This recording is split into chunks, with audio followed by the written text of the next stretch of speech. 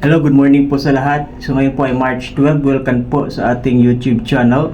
So huwag po kalimutan na mag-subscribe sa ating YouTube channel. So guys, kahapon March 11, meron po mga pangyayaring nagaganap sa ating lipunan o sa ating bansa na bagay biglaan, no? So ito yung pag-aresto kay former President Rodrigo Duterte, no? Maliban pa doon, wala namang problema kung meron talagang legal basis ang pag-aaresto. What we condemn is, ano ba yung rights ng isang tao bago ka aarestuhin? Legal ba ang ginawa ng administrasyon? Nasa tamang proseso ba ang paggawa ng kanilang mga ginagawa? Nasa legal process ba yun? No? Kasi walang in-issue ng warrant of arrest. Ibig sabihin kapag ikaw ay inaaresto without warrant of arrest ay hindi po pwede yun. That is very unlawful, no? Unlawful, illegally. Or kinidnap mo yung tao kasi wala kang warrant of arrest. Pangalawa, no? Si former President galing Hong Kong. Tapos meron daw po ng warrant of arrest galing sa ICC na dinaan sa Interpol. Ngayon, si Interpol na yan, makipag-coordinate dito yan sa atin. Ngayon, bakit magbigay o mag-issue ang warrant ang ICC sapagkat wala ng hudikatura or jurisdiction ang ICC sa atin? No? Ito pa. Makapagtanong ka talaga, meron pa bang basihan o meron pa ba tayong justice system sa Pilipinas sapagkat hindi man lang nila binerified ang hawak ni Torre na warrant daw kuno. That is Miranda rights, no? That is Miranda rights. Ano ba ang tamang pag-execute ng mga ganyan para hindi maging legal or hindi maging illegal, sorry, no? It should be have a valid warrant. So the arrest must be based on a valid warrant issued by a judge after determining a probable cause. Ngayon, papayag na lang ba tayo na ang dayuhan ang siyang mangdakip dito? Kukunin ka na lang ng PNP tapos dadalhin ka dun sa Netherlands, dun ka lilitisin? Ano, wala na bang nakakahiya sa atin na part of Pilipino na iba ang humahawak ng justice system natin? Di ba nakakahiya yun? Di ba? What is your purpose? Bakit ka wag na lang ipaano yung justice system. Wala na lang tayong Supreme Court kung ganun. Kasi meron namang ibang bansa na nakikialam sa atin. Di ba? So dapat ang execution of warrant, the arresting or must be identified themselves to show a warrant. No? Ganun po yan. So dapat meron pong legal exception. For example, sa section 5 rule 113 sa rule of court. So this include nga kung nakita mo talaga yung tao na siya mismo ang gumawa ng crime. That's why former president asking na anong kasalanan ko?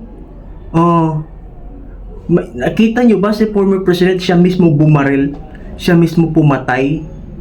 So yun, that is a legal exception. Arrest without a warrant is only illegal sa mga specific circumstances o outline sa section 5 rule 113 sa the rules of court natin, no? Pangalawa, inform the person. In-inform nila, binasahan naman ng Miranda rights dun sa William Airways. Hindi po pwede yan. Dapat meron din yung probable cause.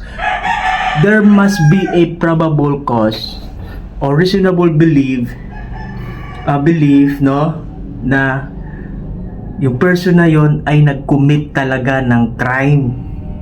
That's why tinanong kayo ni President Rodrigo Duterte, anong kasalanan ko?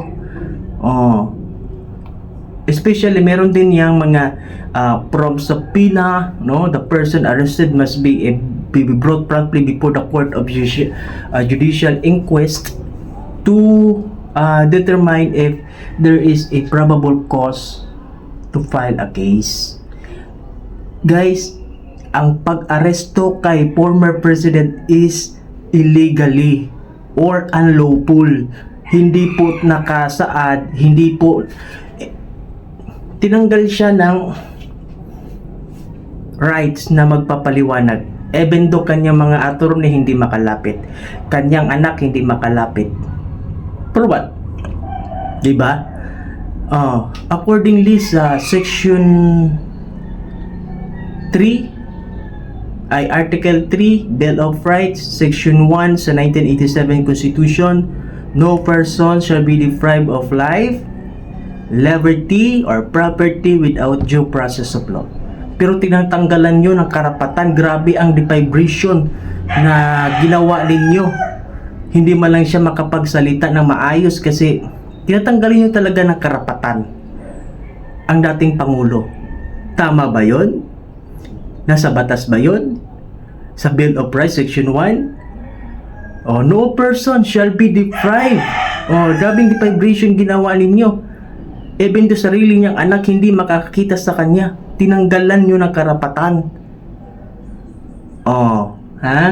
So that is very unlawful mga guys. So that's why ngayon si former president nandun na ngayon papuntang, ewan ko kung nakarating na kasi di naman straight flight bound to Netherlands. Dadaan pa yan siguro sa UAE whatsoever etc. Pero yun lang ang aking gustong ipahiwatig. Dapat meron tayong legal basis and proper execution. Kung mag-aaresto ka ng isang tao, officer, or just a normal citizen, sundin mo yung proseso, hindi yung ito si Marcos napakasinungaling. Sabi niya walang jurisdiction o wala man lang kahit anong. Pero bakit?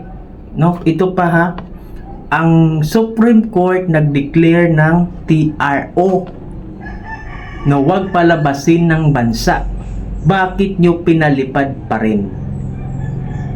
So possible may managot dito sa susunod na mga buwan. Hindi lang natin alam. No? Hindi lang natin alam. Pero ito ha, meron akong sasabihin sa inyo. Itong si Lisa Marcos na ngayon ay nasa Los Angeles na hold. Diba? So yun. Pag-usapan natin mamaya. Huwag kalimutan na mag-subscribe sa ating YouTube channel. God bless everyone. Hopefully, we are continue praying all over the country right now. It was mourning for the execution ni former President Duterte. God bless everyone.